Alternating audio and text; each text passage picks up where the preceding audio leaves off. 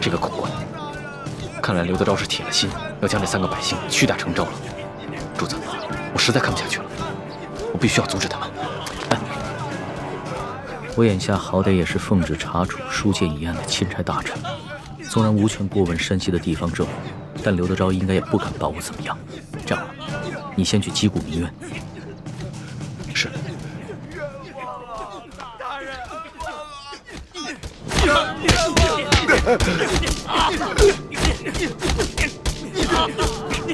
大人！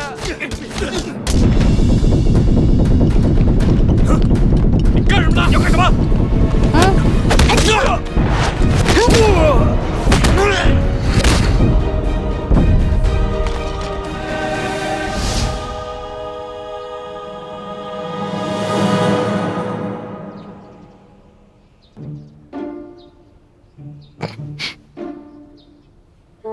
龙小弟，武功长进了吗？那是，跟了老大这么久，总得学点本事不是？干什么？你们干什么？我们家大人奉旨前来山西查案，还不赶紧让你们巡抚大人出来迎接？你们真是钦差大人？圣旨在此，还有假吗？喂，一道圣旨这么威风啊！老大。这个代表着至高无上的皇权。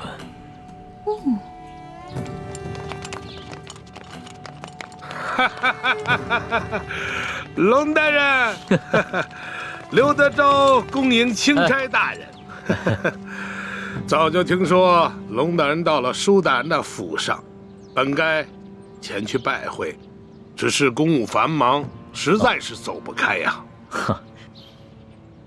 早有耳闻啊，这山西旱情严重，刘大人一边忙着赈灾，一边忙着缉捕盗匪，确实是忙得很呐。龙大人此次来奉旨调查舒大人遇刺一案，不知办得怎么样了？今日龙大人来，可是想让本府助你一臂之力？确实是需要巡抚大人相助之处啊。本府定当全力配合。不过，龙大人，你也看到了，本府现在正在审理一起盗匪之案，不如这样，龙大人先暂时去我的后堂歇息，待本府办完此案之后，再到后堂听龙大人通报舒总兵遇刺一案的案情如何？刘大人，这3天前夜里发生的重大盗匪案，没想到今日就抓到了匪徒，刘大人的办案效率实在是让我钦佩。刘大人，不知本钦差是否可以在此旁观刘大人审案呢？龙大人呐，你不过是奉旨来查办舒总兵遇刺一案的，这盗匪之案呢，与舒案呐，没有任何之相关联。哎呀，若是要旁听的话，不太合适吧？刘大人，本钦差只是旁观而已，绝不干扰刘大人办案。再说了，等本钦差回了宫以后啊，这皇上问起在山西的见闻，我也好将刘大人的这高效办案的美名上达天听啊！哎呀，龙大人若是执意要旁听的话，那就堂上请。哎，请，请。刘大人，这3个就是劫银劫粮的盗匪吗？不错，现下人证物证俱在，可是他们抵死不招。大人，老朽实属冤枉啊！大人，刘大人，不知有何人证物证，可否给本钦差瞧瞧？龙大人，你可是奉旨前来查办舒总兵遇刺一案，好像这个案子与你的案子没有任何关系吧？你只静静的旁观就好了。这具体的案情，本府无可奉告。王13、谢大牛、胡二狗，你们现在可愿招了？冤枉啊！大人，冤枉！小民冤枉啊！好一帮刁民！看来不动大刑，尔等是不会招供的。来呀！大刑伺候！大人饶命啊！大人，冤枉啊！大人，冤枉啊！冤枉啊！大人，饶命啊！如今人证物证俱在，你们是抵不了赖的，还是老老实实的招认了吧，免得再受这皮肉之苦。大人，大人，老朽自打进了这个公堂，我就知道我不可能活着出去了。老朽经不起如此大刑，老朽冤诏啊，大人！胡二狗、谢大牛，你们呢？小人冤枉啊！大人，王十三，你就先招吧。大人，我招。大人，老朽我实在是不知道该招些什么呀。好，你们3个人那是办不了翻墙入室、劫官银官粮的大事的。你们必然还有其他的同伙，而那些同伙也必定不是普通人。那些人应该是盘踞在牛角寨上的潜名余孽，才会如此的胆大包天，是不是啊？大人，大人，您说是就是吧？那你就将如何勾结牛角寨贼人的经过，如实的招来吧。这经过，大人，老朽年老昏聩，这经过我实在是记不清了，就以大人调查的为准吧。好，那么你再想想，你又是如何联系胡二狗和谢大牛，去给牛角寨的匪徒做接应的？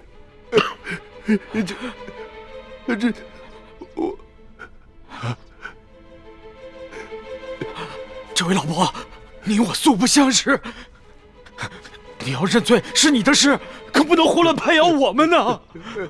前日我家娘子刚刚流产，还等着我回去照顾她呢。这位老伯伯，我家里还有瞎了眼的老娘等我回去照顾，这盗抢官粮官银可是死罪啊！大人，大人，老朽无儿无女无家产，我死不足惜。可是我与这2位小兄弟素不相识，你要让我胡乱指证，小老儿我心里实在是不安呐。看样子你还是没想明白呀。来人呐，在，让他清醒清醒。大人，大人，老朽冤诏，冤诏啊！大人，这案情经过，您比老朽更清楚，就请你们代老朽写下供词，让老朽画押便是啊。这就对了。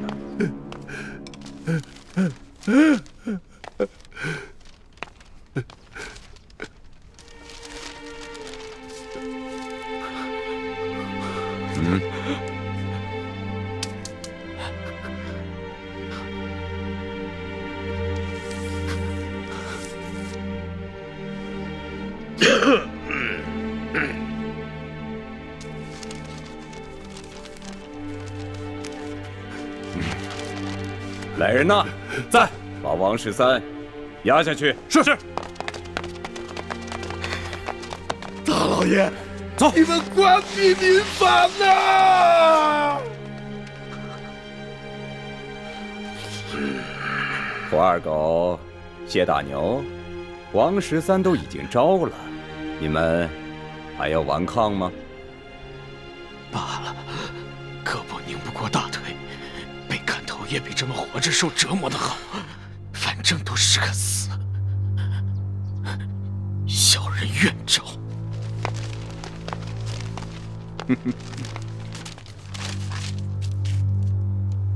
有劳大人转告小人娘子，小人不能陪他白头到老了，让他自行改嫁吧。你就放心吧。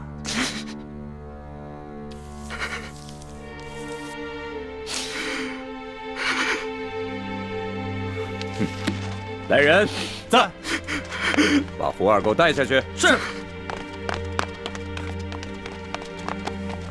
走。哎呀，谢大牛，就剩下你一个人了，怎么着啊？你们这些狗官，简直丧尽天良！就算你们有本事瞒得过朝廷，瞒得过皇上，你们也瞒不过老天爷！住口！来人，走，把他的嘴给我塞上。是。慢着，贼什么嘴呀？他不是愿意骂吗？你让他骂。谢大牛，我告诉你，皇上远在紫禁城里，你就是把喉咙骂破了，皇上也听不见。现在呢，我就给你一次机会，你是直接画押呢，还是领教我这堂上诸般的刑法之后再画押呢？狗官，你不得好死！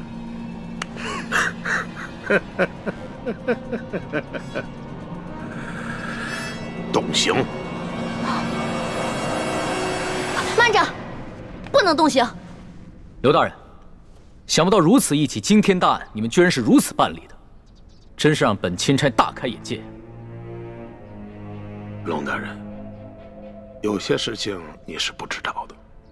此地民风向来是彪悍奸诈，这几个人装出一副可怜的模样，不过是想博取龙大人的同情罢了。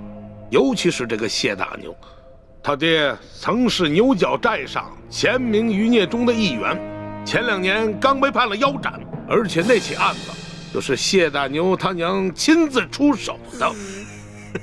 可是我实在没有想到啊，如今他谢大牛长大了，仍然与这牛角寨暗中勾结。当初我娘出手，害得我爹被腰斩。我一直以为我娘做得对，我爹就是个大逆不道的糊涂虫，他该死。可我如今才明白，是我娘错了，是我娘错了。这大清的天，简直比锅底还要黑呀！这百姓就该反！住口！住口！龙大人，你听见了吧？你看见了吧？此人果然是前明的余孽呀！他勾结山匪，打劫官府的库银。即便是他不招供，就冲他刚才那番说辞，本官也可以判他个斩立决！斩立决！刘大人，若不是你们软硬兼施，诱供逼供，这谢大牛又何至于恶言诅咒朝廷？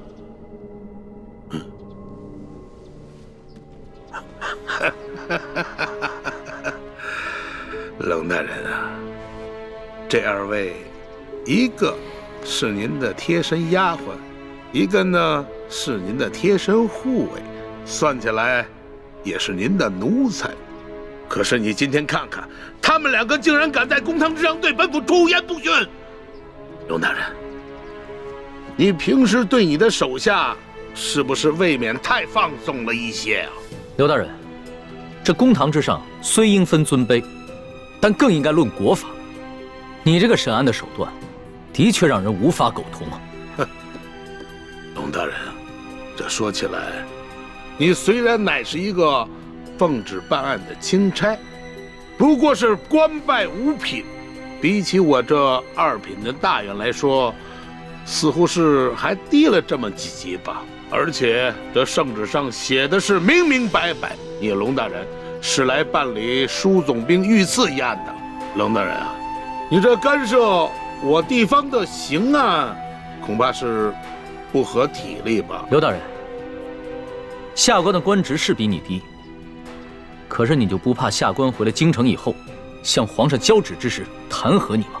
龙大人，皇上虽然年少，但他却是圣明的天子，我想他不会听一面之词的。龙大人啊，你这一路辛苦了，我看还是到后堂先歇息吧。待本府审完这起案子之后，再同你好好交流交流同僚之谊吧。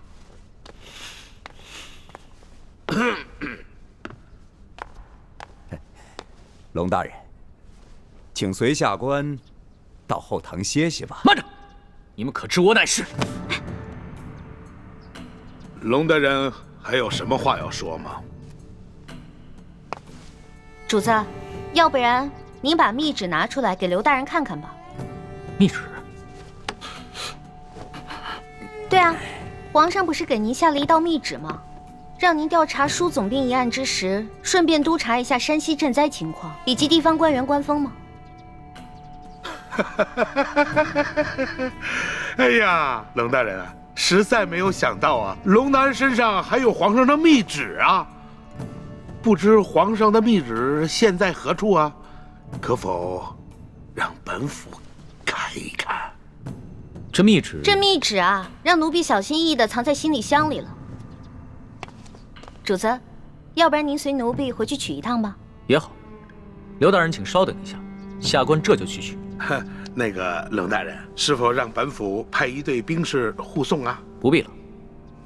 李护卫，你接着替本官陪审，顺便提醒一下刘大人，不要滥用酷刑啊。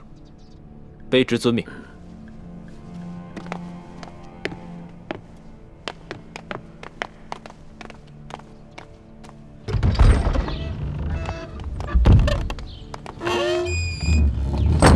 老大，现在怎么办？如果咱们拿不出密旨的话，刘德昭一定会说我们假传圣旨，到时候必定跟我们翻脸，那3个人就死定了。尤其是那个谢大牛，不死也得残废啊！哎，事到如今，只能造一封假的密旨喽。伪造密旨？这个刘德昭身为山西巡抚，又加兵部侍郎衔，乃2品大员。即使他不知道你长什么样，你的字他总归认识吧？老大，你疯了吧？这是我首次微服私访，毫无经验，我没有带上玉玺，也没有带上书写圣旨的龙文黄卷啊。万事都有变通的嘛，龙小弟。这个密旨肯定不能正式的写在龙文黄卷上啊。我们把宫里御用的花笺，加上你的御笔亲书，还有玉玺印鉴拿出来给他看，肯定能唬住他了。不是，可问题就在于没有玉玺啊。我可以帮你搞定啊，我照着你圣旨上的玺印刻一个不就得了？你还会刻章啊？那当然了，老大我18般武艺样样精通，医药赌蛊、机关杂耍、金石篆刻都不在话下。走吧。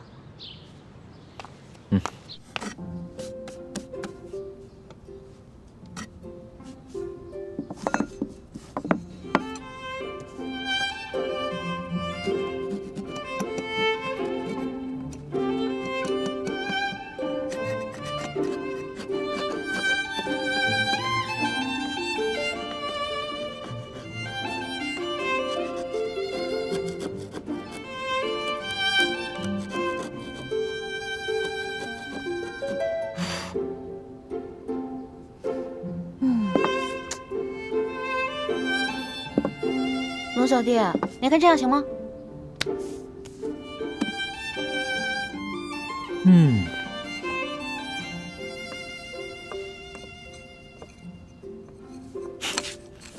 老大，你这个篆刻的功夫果然和你的武功一样，不能深究啊。刘德昭只要仔细一看，就能看出其中的破绽了。切，问题在于他不可能仔细看。你那道圣旨是真的，他已经仔细看过了，怎么可能怀疑这个是假的呢？那我们只能碰碰运气了。刘德昭只要一看到这个密旨上的内容全部都戳中了他的软肋，必定就会心下大乱，不会仔细查看最后的印鉴了。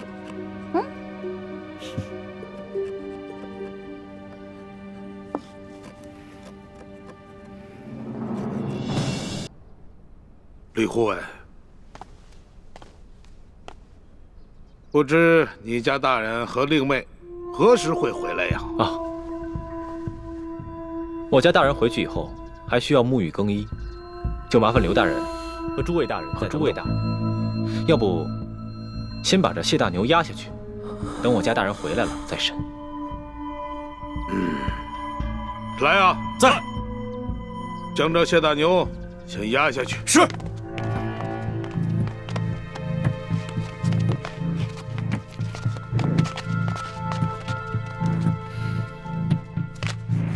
李护卫，不知你家大人是哪一年考取的功名，出自谁的门下？我家大人身份尊贵，属卑职，无可奉告。好，身份显赫，好啊！我可是奉旨造假。我跟你开玩笑的。论到杀头的大罪啊，这几天我龙三犯的可不比你少。只不过老大，我真的很好奇，你到底是从什么地方来的？为什么会有这么多特殊的技能？我就是一个江湖混混啊，江湖小混混，自然要学得多一点，不然怎么混得开啊，对吧？相比于刘德昭啊，你更是让我大开眼界。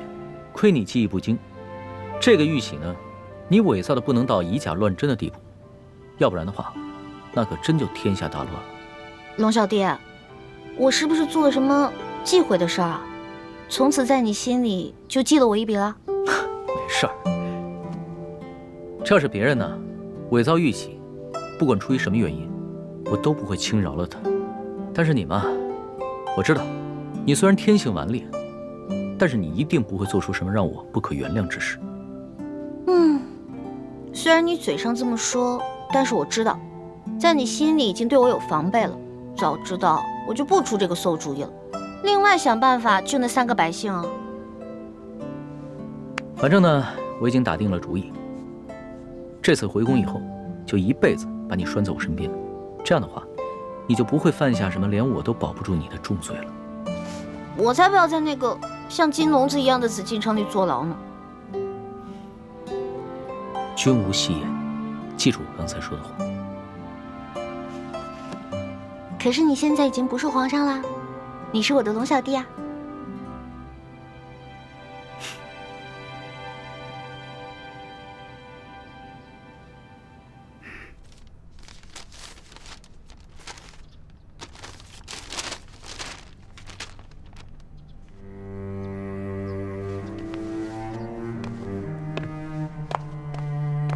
李护卫，待会儿等你家大人回来之后，还请您在你家大人面前替我等多多美言几句啊！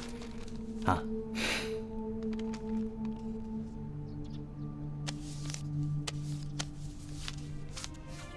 好说，好说。多谢。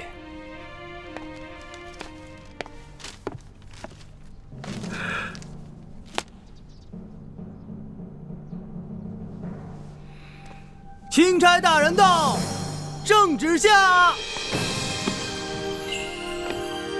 皇上密旨到，刘德昭等一干官员接旨。臣刘德昭接旨。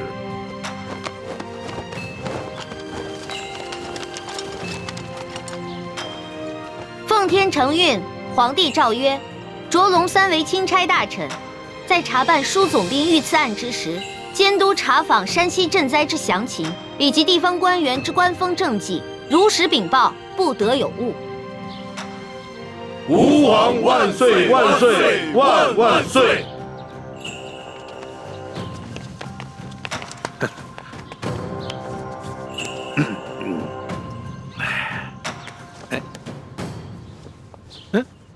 你，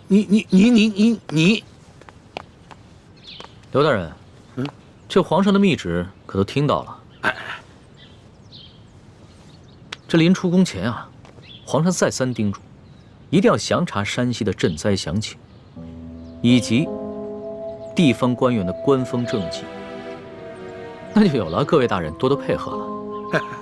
哎呀，龙大人您就放心，我等自当竭尽全力地配合龙大人。龙大人这一路实在是辛苦了。这舒总兵的府邸的位置这么偏僻，而且呢，设施呢又这么简陋，实在是委屈龙大人了。龙大人是这样啊，如果龙大人您不嫌弃的话啊，毕府呢有一个小小的别院，而且环境十分之优雅，出行呢十分之便利。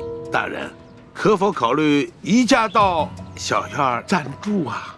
多谢刘大人的美意。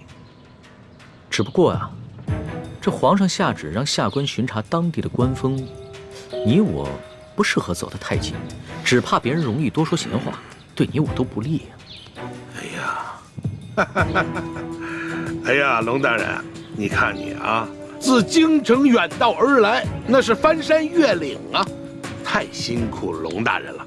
你看啊，你既然到了这里，那怎么着也得让我们这些地方的同僚尽一尽地主之谊吧。主子，咱们这几天在舒府，天天粗茶淡饭，嘴里都淡出鸟来了，不如就看看这刘大人有什么好东西招待我们。鸟的，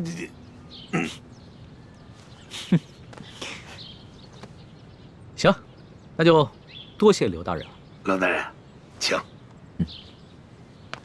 请，请。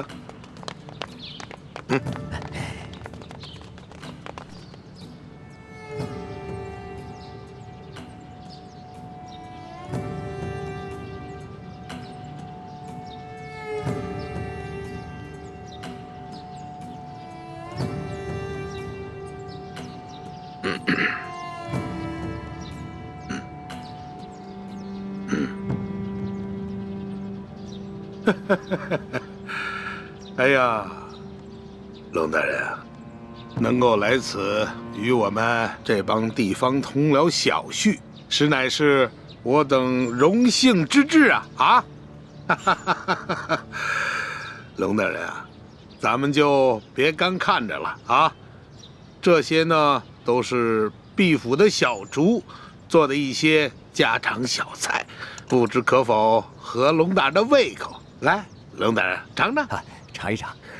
刘大人，哎，你这一桌佳肴，不见寻常的鸡鸭鱼肉，全是些难得的山珍海味。刘大人啊，你这家常小菜可比皇上御膳的规格还要高啊！龙大人说笑了啊，这是夸奖我啊。是这样，有菜不能没酒啊。来，龙大人，尝一尝，这可是啊，来，自西域而来的葡萄酒，冰镇之后口感更佳。来，尝一尝。来，二位你们也随意。外面赤日炎炎，焦土千里，没想到刘大人府上还有这冰镇的葡萄美酒啊！不怕龙大人笑话，本府呢体胖怕热，故而呢在这家中多挖了几口冰窖，每到隆冬之时呢，就会大量的取些冰块，以度炎夏。刘大人会享福。此次山西等省大旱，这皇上啊，在紫禁城里是食不下咽，寝不安枕，麻衣素食1个月之久，还赐龙血抄佛经，这才求得一场甘霖。看来这做天子的，真是不如这做臣子的逍遥自在啊！哎呀，龙大人，此话严重了啊！来，哎，吃菜，来吃菜啊！大人请。刘大人，不必忙活了。你这一盘盘的佳肴，在本钦差的眼中，就是民脂民膏；一杯杯美酒，就是黎民血泪。恕本钦差难以下咽。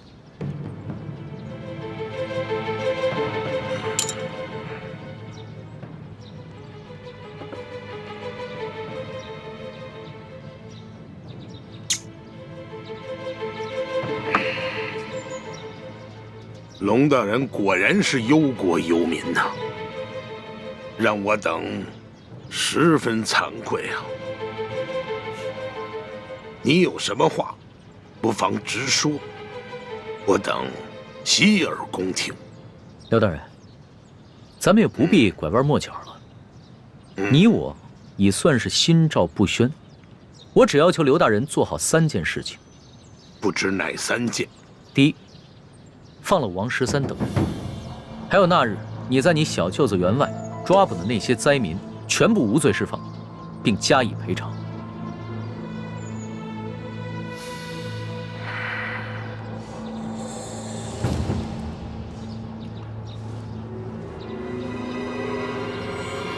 好，这就去办。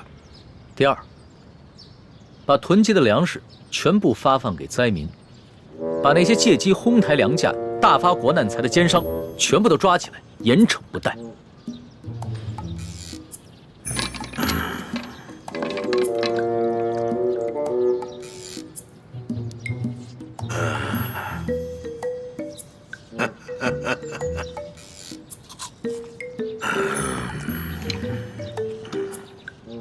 好，这就去办。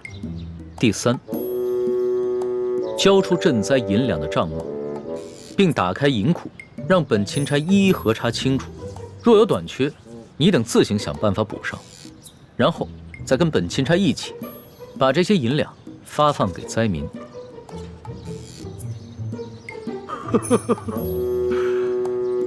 二位没觉得这个天儿格外的闷热吗？是是啊，热得很。好啊，我这就调集人马，即刻就办。刘大人啊，你可不要敷衍本钦差啊！你们应该都清楚，眼下能否办好这3件事情，不仅关系到数十万灾民的生死，更关系到你等一干地方官员的前途和性命。本府明白。行，那本钦差就告辞了。宋大人，不必了。诸位大人，留在这儿，继续享用这些美酒佳肴吧，别浪费了。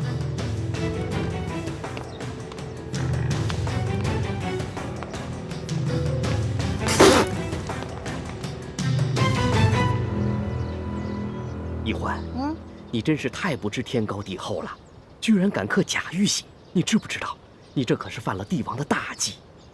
虽然皇上表面上夸奖，但你知道他内心是怎么想的吗？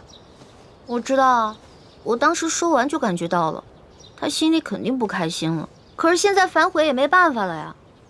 叔父，一欢也是救人心切，他一向心性单纯，不明白帝王的复杂心思，现在埋怨他也没用了。本来就是啊，我以为我在帮他解围，而且是他让我刻的，谁知道会这样。朱哥哥，我是不是又办傻事了？是有点傻，但是我不怪你。我们本来就跟康熙势不两立，翻脸也是早晚的事情。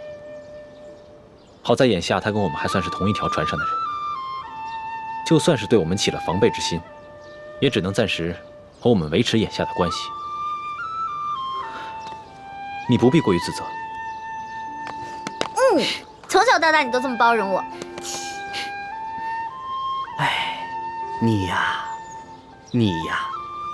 我早晚得死在你们2兄妹手里。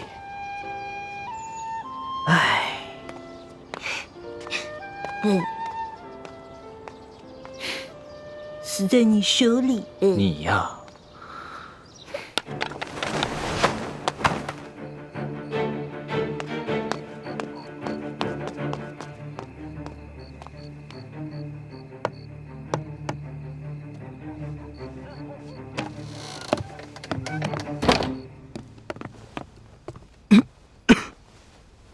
都是因为那夜我下手太重，要不我先用内力替你疗伤。多谢前辈，不必了。刘德昭一直怀疑他身边有了奸细，只是还没有怀疑到我身上，所以我不能耽搁太久。是不是刘德昭他们又有新举动了？今天钦差大人直接来了府衙，还亮出了皇上的密旨，把刘德昭他们吓了个半死。钦差大人走后，刘德昭便召集了他那几个心腹的官员和府上，一起商量对策。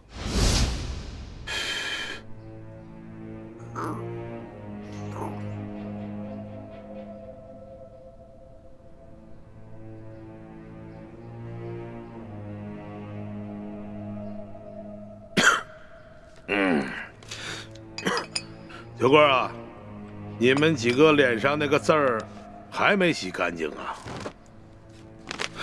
甭提了，也不知道那个姓艾的在墨汁里放了什么东西，我们搓了几天搓不下去。是啊，混蛋！等我抓到了他，我非扒了他的皮。哼，坐着聊啊！都是我这些手下太饭桶了。这世上有不偷腥的猫吗？甭管怎么样，咱们先备下重重的厚礼，探探他的底儿啊！哎，对，没准他眼下的假正经，就是为了将来狠捞一笔。哎，还有，我看那个龙大人年纪轻轻，血气方刚，正是干柴烈火的年龄。你们府中谁还有没开包的绝色美人？哈，也别藏着掖着了，赶紧贡献出来。等把这厮弄上了咱们的船，先渡过了眼下的难关再说。啊？有吗？没有。有吗？没有。你有吗？没有。我有。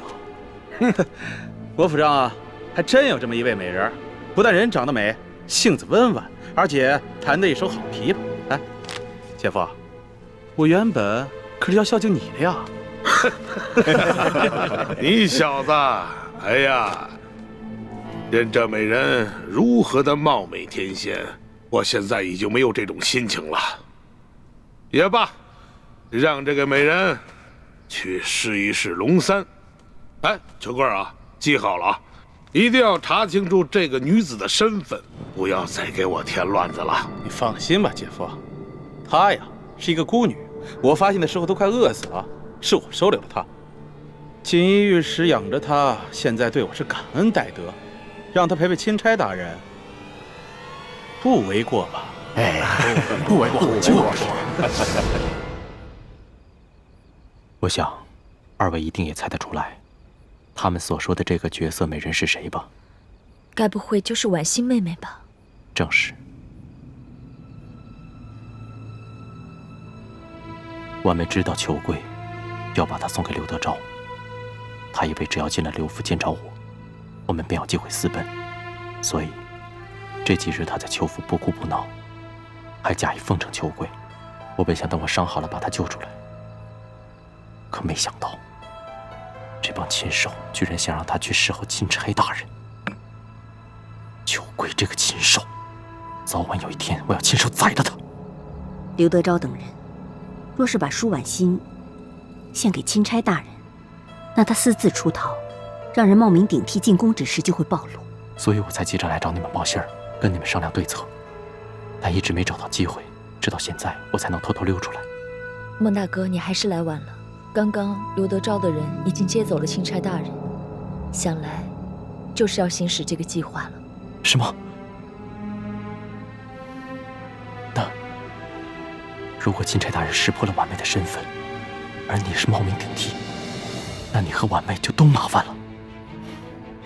眼下之际，也只有我立刻赶去刘府，在舒婉欣被献给钦差大人之前，把她给劫走。好，那我现在就回去，暗中协助你们，希望一切还来得及。好。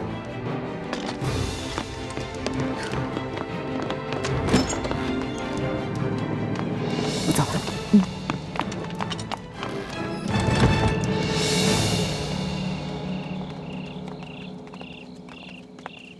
钦差大人，我家大人有要事要和大人商量。